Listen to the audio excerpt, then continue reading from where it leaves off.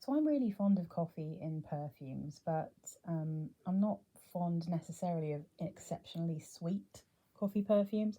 So I have in the past, in the shops, tried lots of different black opiums, and they just I mean, the original opium is just too old fashioned for me. So the black opium was what I was hoping would be more my vibe, but they're way too sweet. They're way too sweet for me. Um, and it was quite recently I was looking at another perfume that had coffee in, and I think it was compared to this one. And I thought, oh, I'll go and have a look.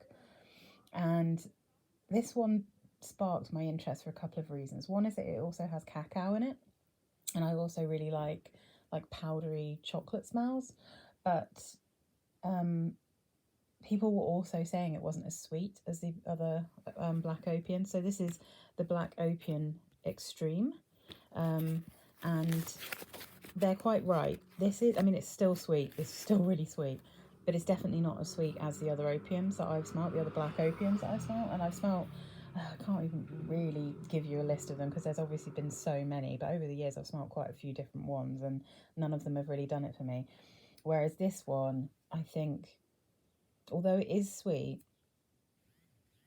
the main vibe of it, sorry, that's my phone going off, not yours. The main vibe of it is still like coffee with a bit of cacao, and there's definitely vanilla, but I don't mind vanilla too much with coffee and cacao. Like, those are things that I find go together quite well. It's when there's fruit in there as well that sometimes it muddies it up for me and makes it a bit sickly, especially if it's berries. Oh my goodness. But okay, so the top notes in this are coffee and cacao. The middle notes are jasmine, sambac, and orange blossom, and the base notes are bourbon, vanilla, and patchouli.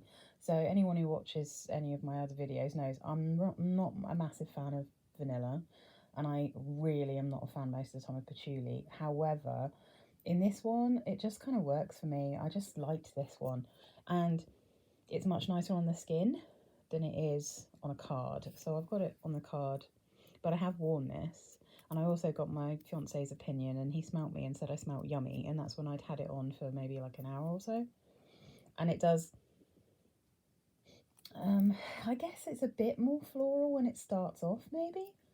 But despite the fact that the coffee and the cacao are in the top notes, I feel like when it dries down, that's what you're left with, like a relatively gentle, slightly chocolatey coffee smell. I would say mocha, but it's not massively creamy. It's a little bit creamy because of the vanilla, a little bit sweet, but it's really nice. This is massively the wrong time of year for me to have tried it, to be fair.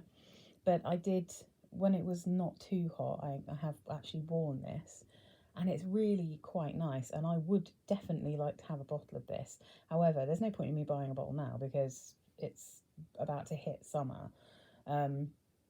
But I think in the winter, this would be really cozy, really nice.